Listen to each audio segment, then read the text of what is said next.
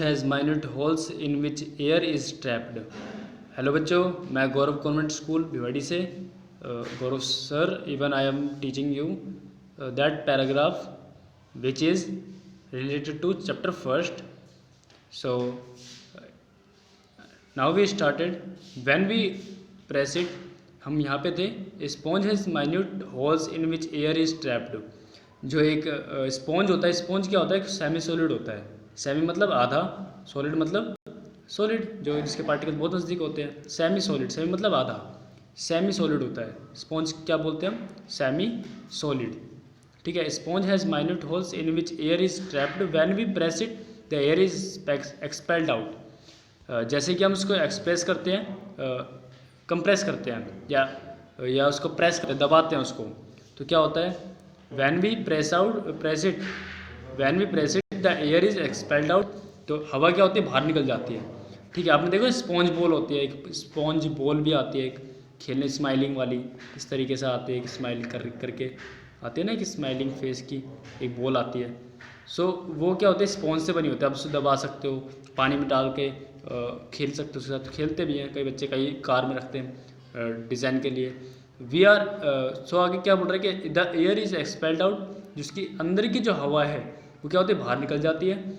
And we are able to compress it. इसको हम दबा भी सकते हैं. सही बोल रहे हैं. ठीक है. हम इसको दबा सकते हैं ना, बॉल होती है, इसको दबा देते हैं हम. The liquid states. अब बोलता है, अब आ रहा है भाई टॉपिक सेकंड आ रहा है कि भाई लिक्विड स्टेट पे आ रही बात कि पहले तो सॉलिड था. सॉलिड के बारे में समझ में आ गया हमें कि भाई उसके अंदर छोटा सा ये पार्ट भी समझ में आ गया, छोटी सी लाइन थी, ये समझ में आ गया कि सेमी सॉलिड के बारे में बता रखा था. यहाँ पे बता रखा था कि उसकी फिक्स शेप होती है. ठीक है. फिक्स शेप रखता है वो, जैसे कि शुगर और साल्ट. यहाँ पे बता रहा था कि भाई अगर हम सॉलिड को चेंज कर सकते हैं, बदल सकते हैं किसी फोर्स के अंदर, फोर्स से हम बदल सकते हैं. ठीक है. ये सब उसके एग्जाम्पल दे रखे थे.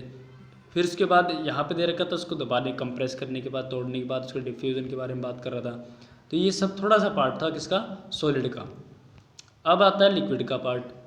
एनसीईआरटी इज़ इम्पोर्टेंट और एवरीथिंग इज़ एनसीईआरटी.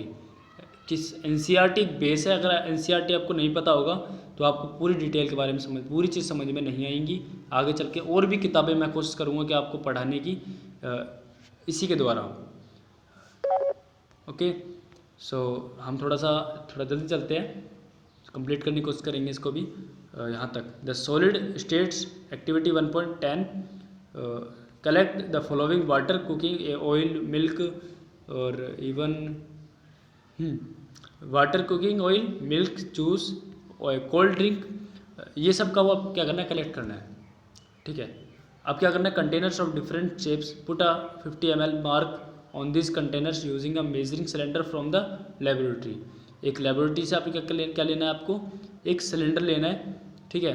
और आपको कंटेनर लेना है, एक सिलेंडर लेना है, एक कंटेनर लेना है और लेबोरेटरी से लेना है. और जो कंटेनर होना चाहिए वो कितना होना चाहिए? 50 ml का होना चाहिए. ठीक है. 50 ml 50 मिलीलीटर का मार्क ऑन दिस कंटेनर. उसमें मार्क होना चाहिए कितने का? ठीक है. कितने का? 50 ml का. ठीक है. तो उसमें क्या करना है आपको? वाटर ये सब कलेक्ट कर लेना है पहले. फिर इसको आपको ये कलेक्ट करना है, पहले ये कलेक्ट करना है, फिर ये कलेक्ट करना है. What will happen if this liquids are spilled on the floor. अगर इन सभी को फैला दिया जाए तो, इन सभी को अगर फैला दिया जाए किस पे? ज़मीन, फ्लोर पे, ज़मीन पर. Measure 50 ml of any one liquid and transfer it into different container one by one. अब आपको क्या करना है भाई? What will happen. अब ये पूछ रहे क्या होगा, तो होगा क्या कि भाई मिक्स हो जाएंगे आपस में. और क्या होगा? एक मिक्सर बन जाएगा. कोल्ड ड्रिंक का इस सब का मिक्सर बन जाएगा भाई. Cooking oil cooking oil mix नहीं होता कभी भी लिक्विड में. ठीक है. और वाटर होता है, ये नॉन पोलर के अंदर आते हैं. कि क्यों नहीं होता वो पोलर के अंदर, नॉन पोलर के अंदर आते हैं कि भाई एक पोलर होता है, एक नॉन पोलर होता है. ये आप पढ़ोगे केमिस्ट्री में, इसी में पढ़ोगे, बट पढ़ोगे आप 10th क्लास के अंदर, पोलर और नॉन पोलर. ठीक है. हाइड्रोकार्बन चैप्टर आएगा उसके अंदर. तो बहुत सारी चीज़ें पढ़ने के लिए, तो ज़्यादा टेंशन नहीं लेनी है आपको. आपको जो भी कराता हूँ मैं आपको उसको धीरे धीरे करके आपको पढ़ना है, थोड़ा थोड़ा करके पढ़ना है. छोटे छोटे पैराग्राफ बहुत इंपॉर्टेंट करते हैं एनसीईआरटी के अंदर. छोटी छोटी इन्फॉर्मेशन बहुत ज़्यादा इंपॉर्टेंट करती है एनसीईआरटी के अंदर. उनको बस थोड़ा सा याद रखना है, बस थोड़ा सा याद रखना है, उसको आइडिया रखना उनके बारे में कि भाई हाँ ऐसा ऐसा होता है.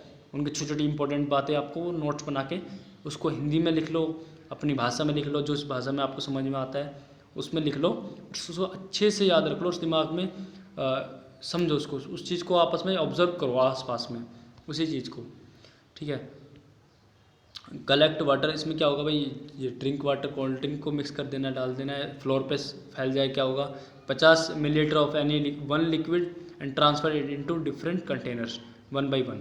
अब आपको क्या करना है, एक लिक्विड को आपको 50 मिलीलीटर लेना है, ठीक है, एक लिक्विड को कोई से भी एक लिक्विड को आपको 50 मिलीलीटर लेना है and transfer into different container 1 by 1, एक एक करके दूसरे में ट्रांसफ़र करना है, ठीक है। Does the volume remain the same, उसका क्या वॉल्यूम सेम रहेगा क्या, ठीक है, क्या, ऑफ कोर्स सेम नहीं होगा, डिफरेंट होगा, चेंज होगा, क्योंकि एक में अगर दूसरे में मिक्स करोगे तो लिक्विड क्या होगा, लिक्विड से लिक्विड, अगर एक कंटेनर में लिक्विड है और दूसरे में भी लिक्विड ही है, अगर इसमें इसका लिक्विड इसमें डाल दोगे तो इसका बढ़ेगा नहीं, क्या बढ़ेगा, ऑफ कोर्स बढ़ेगा, ठीक है। Does the shape of the liquid remain the same, अब क्या पूछ रहा है कि भाई, ये बोल रहा है क्वेश्चन के द्वारा ही आंसर देने की कोशिश कर रहा है, ये बोल रहा है कि अगर क्या इस लिक्विड की सेम होगी, ऑफ कोर्स सेम रहेगी, क्योंकि यहाँ पे भी उसकी कैसी थी, ऐसी, वो डिपेंड करता है कंटेनर पे भी, ये बात भी इंपॉर्टेंट है कि डिपेंड करता है कंटेनर किस शेप का है। अगर